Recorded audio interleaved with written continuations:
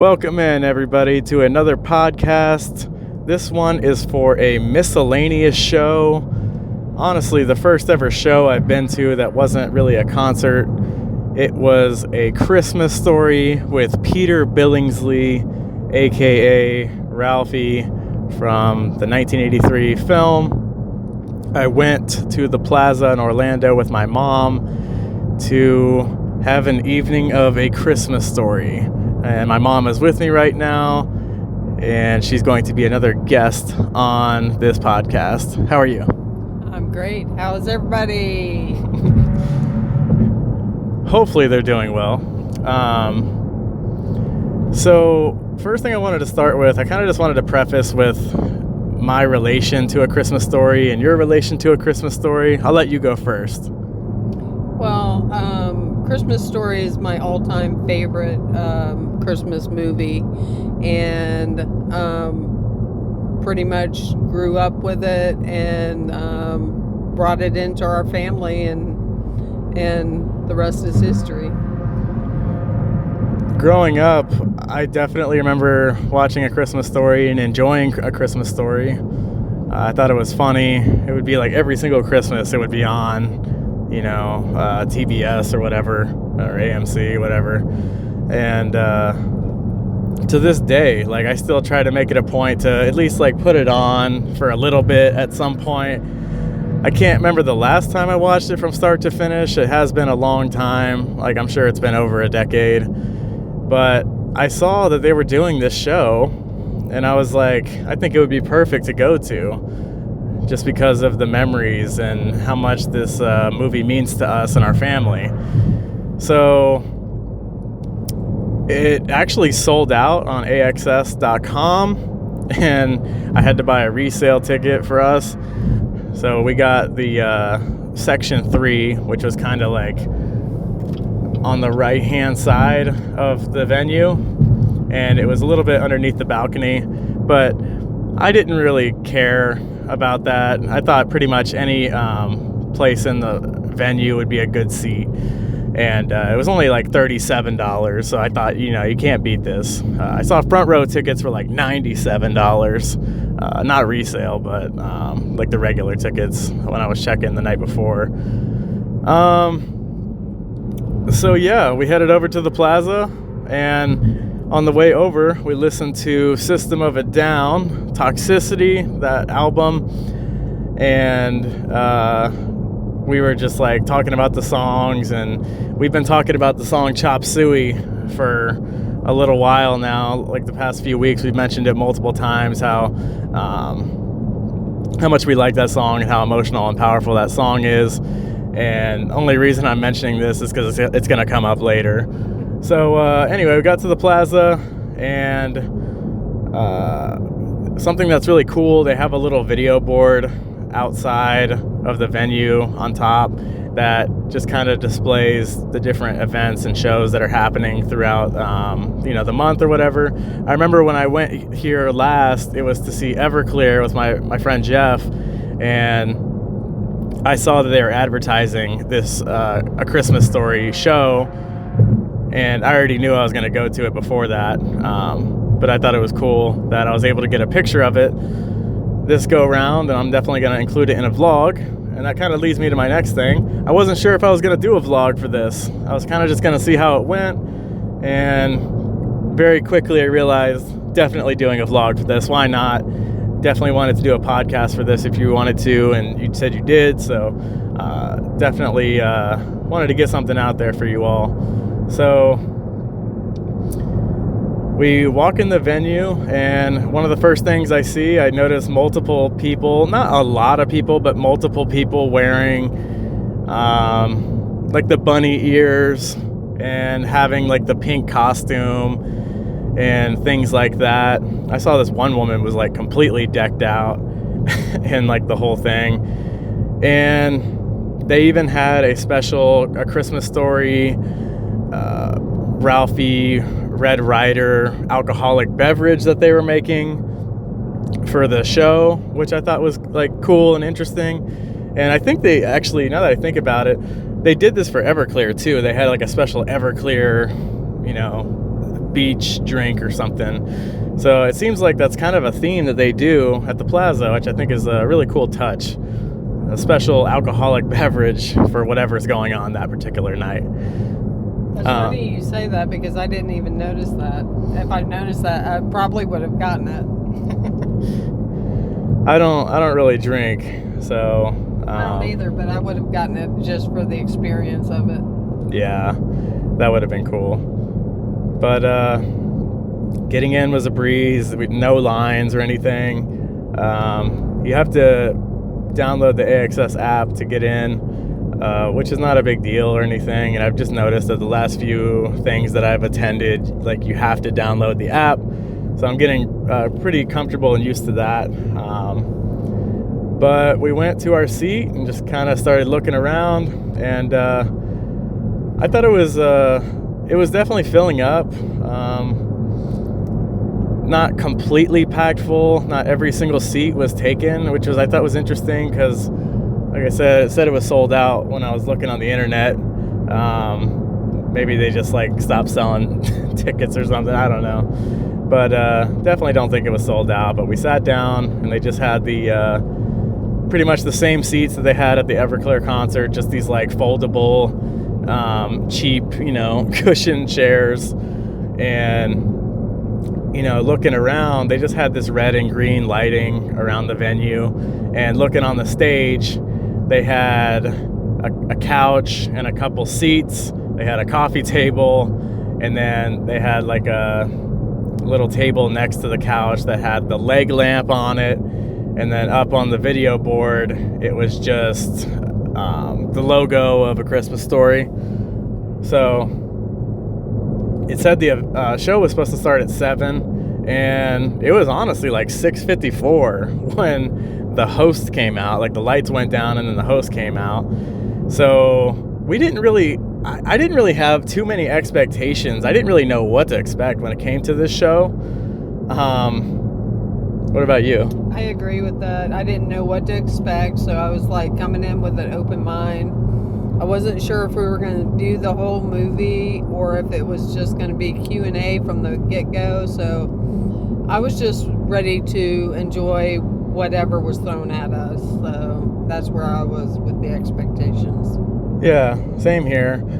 I figured they would show the whole movie, because I think on the advertising it said the full movie screening. But I wasn't sure if Peter was going to come out immediately, and if he was going to pause the movie and be well, in this scene, this is what happened. But basically the host immediately came out, and it was just this random dude. I don't even know who he is. I don't know if he works for the plaza or if he works with Peter Billingsley on these shows. I would imagine the latter, but I'm not 100% sure. But he basically just comes out. It sounded like they worked together before, at least from the night before, because they had mentioned it at least one time. Yeah, so he comes out and he just greets the crowd and pretty much immediately just says first thing we're gonna do, we're just gonna play the movie from start to finish. So that's what they did, and they had it up on the video screen, which wasn't very big. I didn't think it was very big either. They could have done a bigger screening. It didn't really bother me though, but it was an observation I made. And they were playing it on HBO Max, which I also thought was kind of just a little bit ghetto. They could have cut that part out for sure. You could see them clicking play on the thing, and even when the movie ended and the credits were rolling, it went to a little box and it was check out this next movie and other titles you might like and stuff. Not a big deal or anything, but it was just a little humorous thing about it. But it was interesting watching the movie. What did you think of watching the movie from start to finish in that setting? I actually really enjoyed it. To hear everybody's reactions, I thought people were over laughing at times. It wasn't I laughed probably the first million times I watched it, but anyways, I just thought that it was interesting hearing everybody's reactions to the movies, I guess, to the movie. I agree. Before they started the movie, I'm pretty sure the host asked everybody, like, has there anyone here that's not seen this movie? And I don't think a single person like cheered or anything. So I think every single person pretty much in there had seen the movie before. Right. But I agree, people were really laughing it up, and they were just having a great time. And I'm not complaining or anything, but I agree with you. Like, they were laughing definitely harder than I laughed. I definitely snickered at a few things, but man, some people were like scream laughing at some of that stuff. Like howling. I did find it interesting to hear people that were like quoting the movie as the movie was going along. Like, people around us were like saying quotes and stuff at times.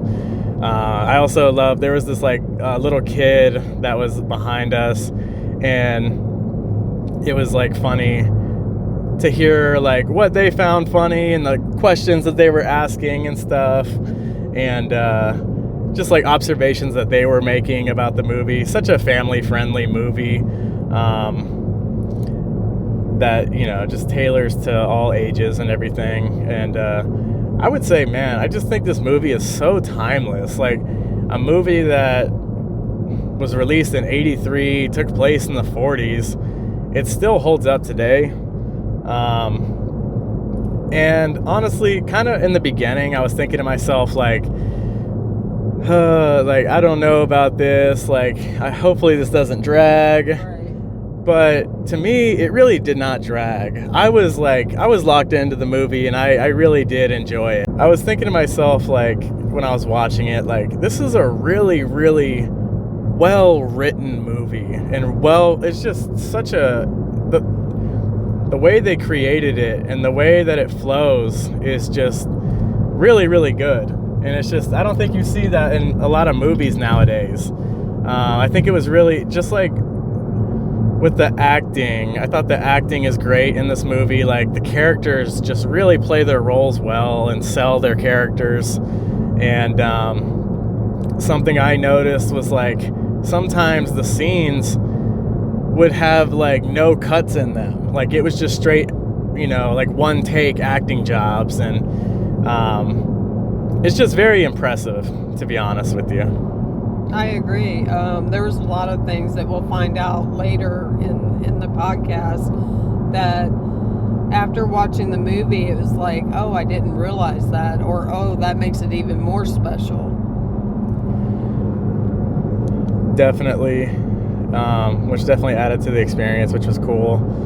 Another thing about watching it, like I said, I haven't watched it from start to finish in a long time, but I'm older now. I'm 28, and just like understanding some of the jokes better, and just realizing that there's like definitely some adult humor in there that like I never caught when I was a kid. And I even heard someone behind us saying the same exact thing. Like, it's interesting watching it as an adult now.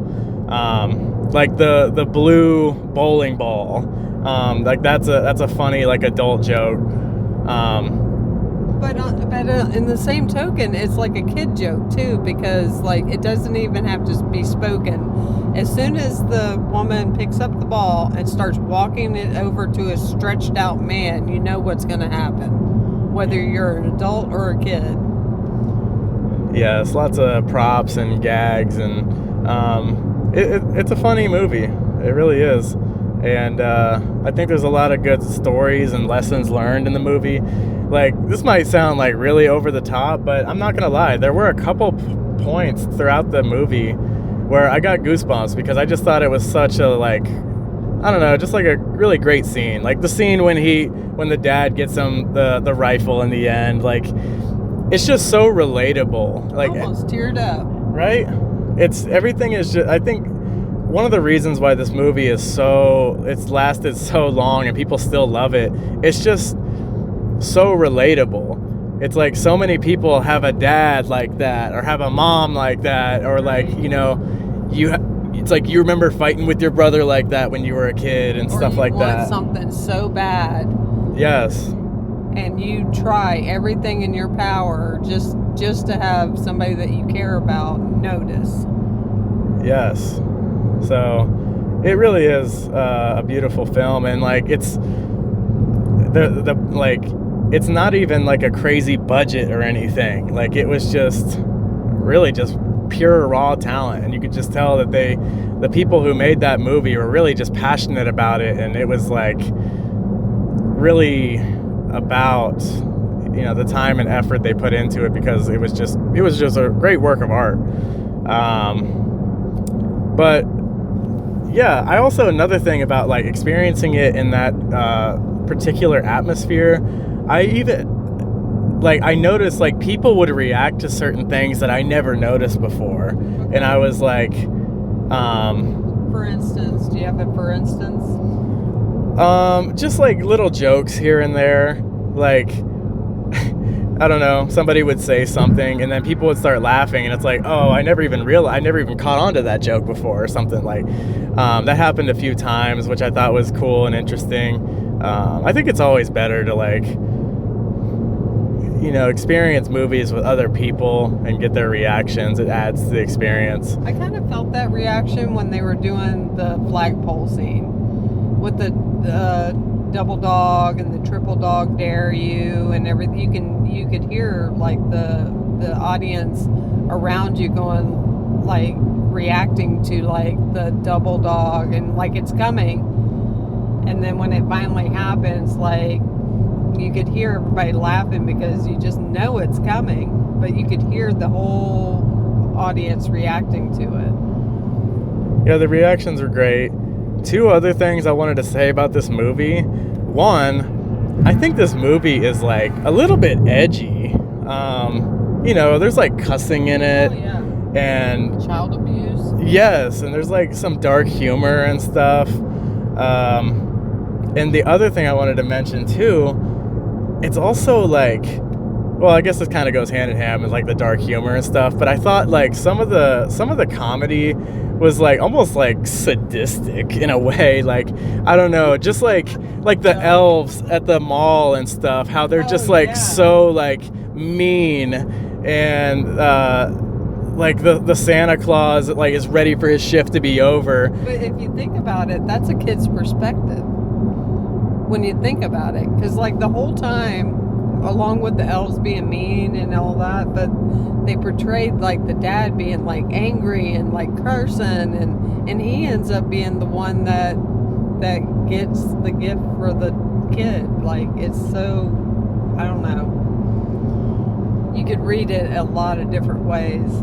Yeah, I think they show a lot of different perspectives. Yeah. Like for like the mall scene when he goes and sees Santa, like they show it from his point of view, like through his eyes and stuff. But then they also cut to the elf and the Santa talking on the side, and them saying like, them talking trash about this whole thing. So that's like the adult perspective. Right, like they're just trying to get off work, but the kid's seeing like they're just being mean. Yeah. And like in the kids, they're just wanting to like, tell what their toy is or whatever. But anyway, yeah, I just think it's like that just adds to the funny nature of the movie. Just some of the like kind of dark and sadistic humor, and the edge to the movie. So yeah, any other thoughts on watching the movie in general? I do want to make a comment, not about in watching the movie, but about this director, I believe it was.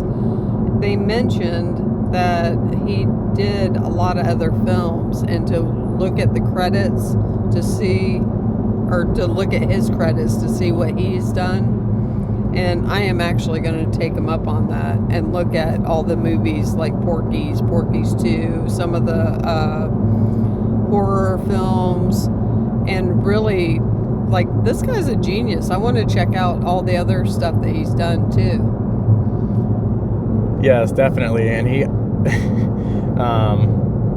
you got to be kind of like whacked out a little bit to like have some of the crazy ideas that he had, but I mean, they worked.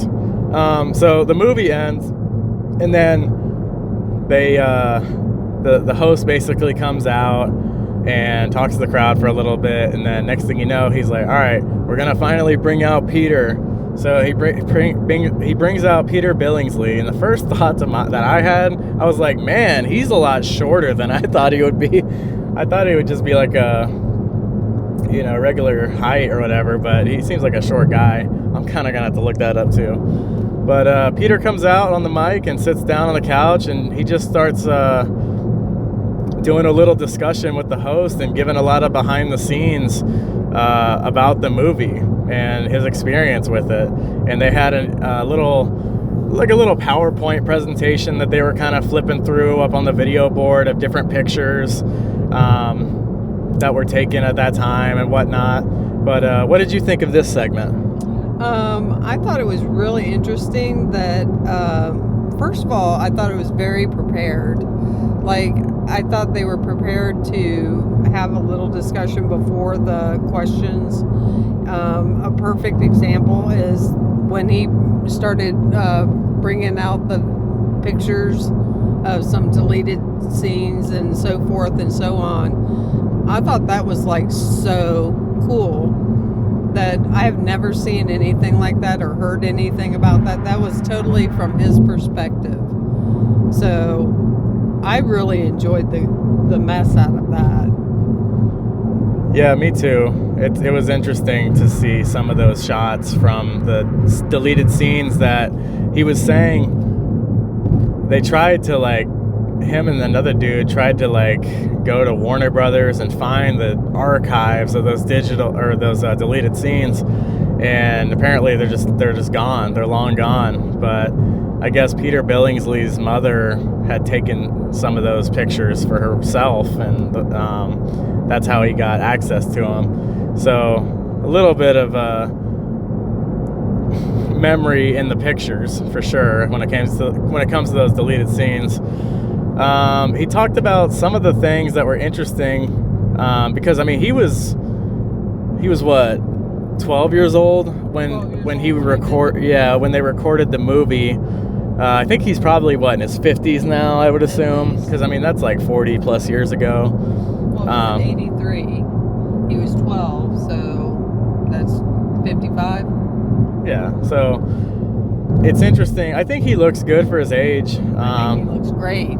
And he pulls out of nowhere a special guest, and it was the actor who did his brother, Randy. So that was cool. I was really excited about that. I thought that was a bonus. Well, I wonder if they do that every show. Who knows? Who knows? But I felt like it was a bonus for our show.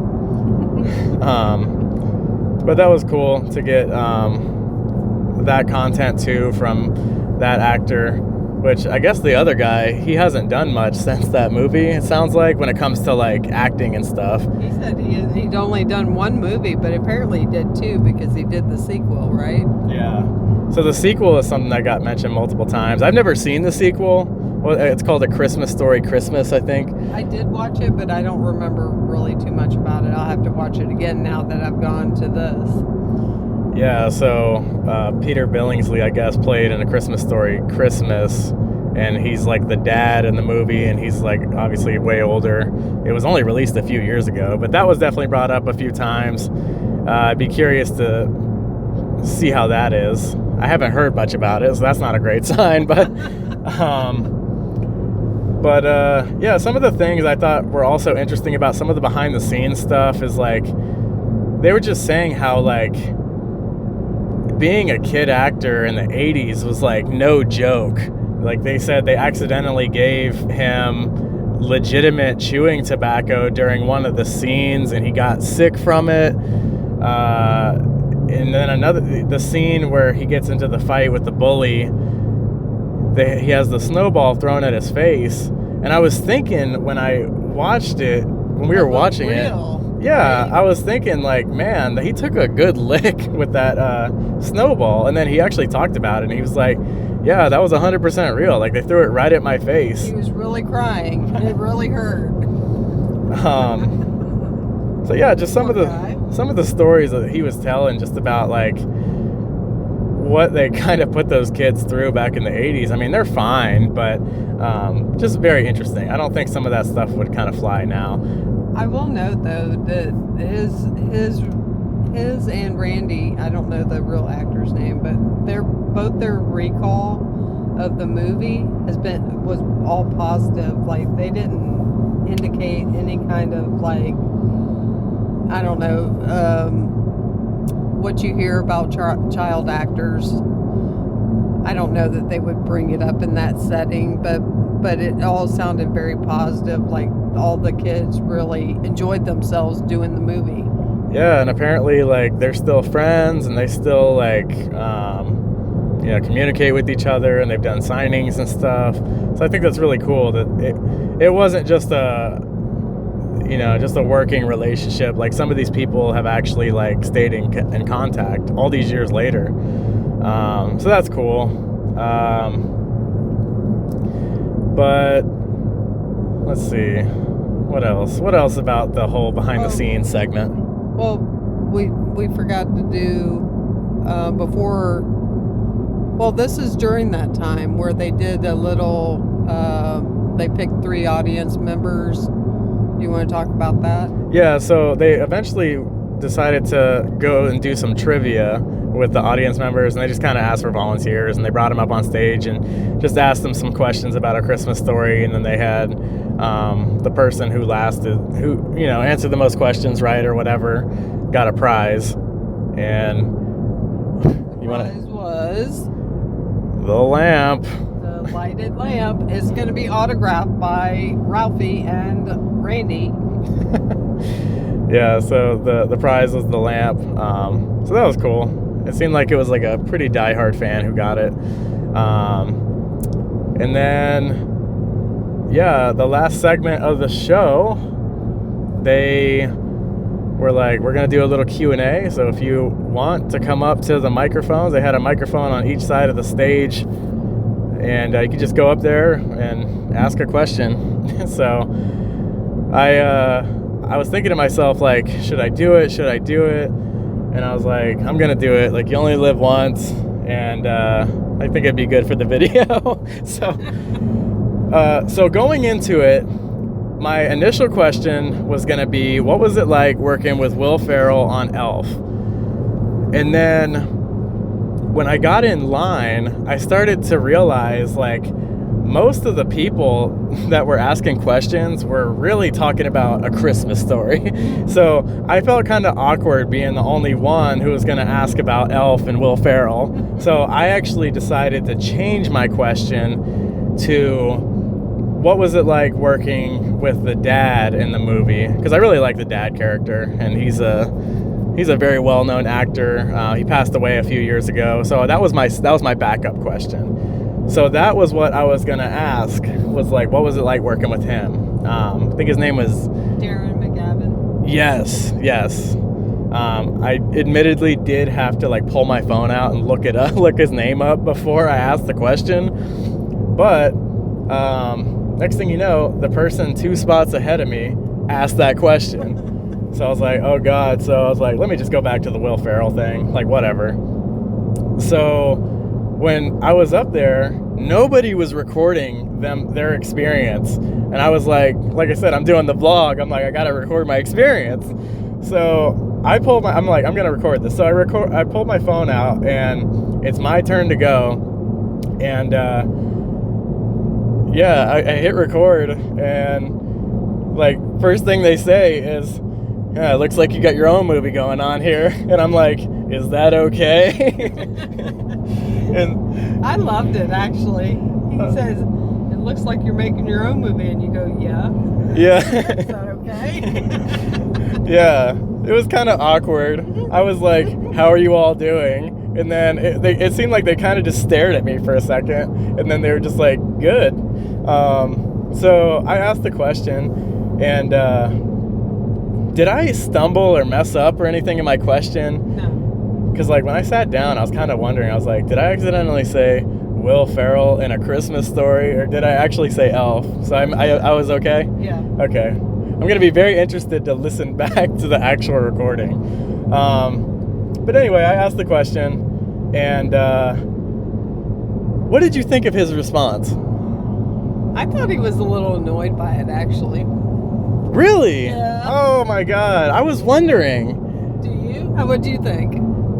To be honest, like it's kind of a blur just because you're up there and you're nervous. I had a lot of anxiety for sure. But what I remember him saying was like, I don't remember him like definitively saying like, man, Will Ferrell was amazing. No, he didn't say it. He was talking about the perspective. Yes, he was talking about just like what it was like being on that movie. And he said like something about a tennis ball. Yeah, he was looking at the tennis ball because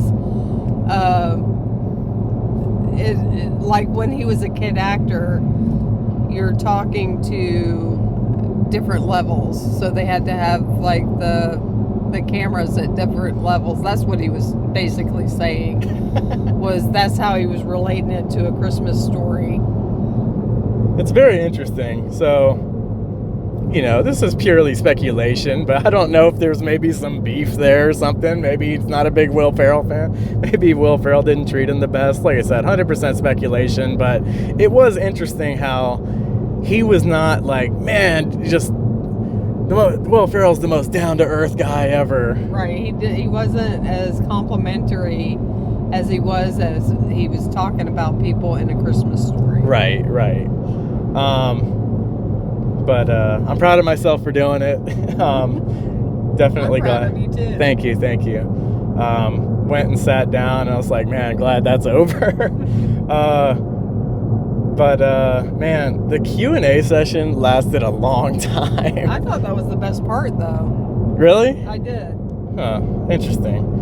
I kind of wondered if it might have went a little too long, because I mean, like I said, it's not like you had to pay extra to do that. You could just walk right up there. So sometimes people would just like walk up there like later on in the Q&A session. So they kind of just waited for everyone to get through, and then that was it. But man, I remember looking over at that one woman across from us, and her head was just like looking down at the ground, and she was just all laying it up on the chair in front of her, and her husband was rubbing her back. She just looked like she was cooked, because I mean, this was like 3 hours into this now. Lasted a little bit longer than I thought it would. Not complaining or anything. Thank goodness she didn't have to stand. She'd really been hurt. Oh geez. But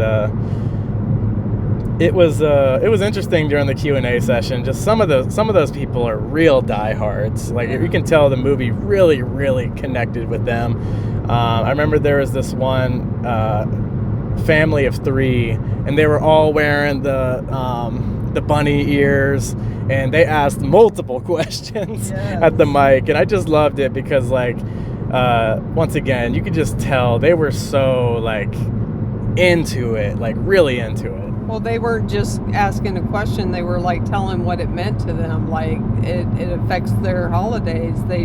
She told her son to go to a Chinese restaurant for Thanksgiving because he wasn't going to be home. Like it truly affected their lives. Yes, 100%. And like it's just interesting how like some of these people, like they say they quote the movie year round and stuff. But you mentioned the Chinese restaurant. Thank you for mentioning that, because I almost forgot. At the end of the movie, obviously they're in the Chinese restaurant in that iconic scene and everything. And the first thing I noticed was it said chop suey right outside the restaurant. And I was like, that was just meant to be, wasn't it? It was just a little God wink. So that was really funny and really cool. Chop suey, the System of a Down song. It just really worked out perfectly. So anything else about the Q&A session that comes to your mind? Just that I learned quite a bit about that movie that I had no idea about. It was nice to hear the inside perspective on what he thought about it and what it meant to him to him and his castmates throughout all these years. It meant a lot to our family, and I can't imagine what it meant to him. Yeah. The movie's definitely iconic, so the Q&A session ended, and Peter Billingsley gets on the mic, and he was just, saying thank you to everybody and have a great night. And this is nothing. I'm not like trying to like stir up anything, but I did find it hilarious. Like when he said have a great night, he put the mic down and walked right off stage. Like it looked like he was kind of ready to go. Just a funny moment for me. But I noticed like the second the house lights came up, everyone bolted. I think it was maybe a little bit longer than what people were expecting for sure. It's about 3 hours with Randy the whole thing. was still on the stage though. Who? Randy. Oh yeah, he was. So yeah, so that was pretty much it. What were your overall just thoughts about the whole night? I truly enjoyed myself. Like I said, I learned some stuff about that I didn't know, and just learning from what he said, his experience was, and his experience through making other things, that I really want to get into what the director, what else he made. The narrator has that old-timey radio voice, and it reminded me of the Report of the Week, the YouTube personality. I'm a big fan of his, so that was one of the things that I was thinking about when we were watching this. I know you got some candy and you got a drink. What did you get? I got a Diet Coke and a Carmelo. And I ate it all before the movie started. Perfect.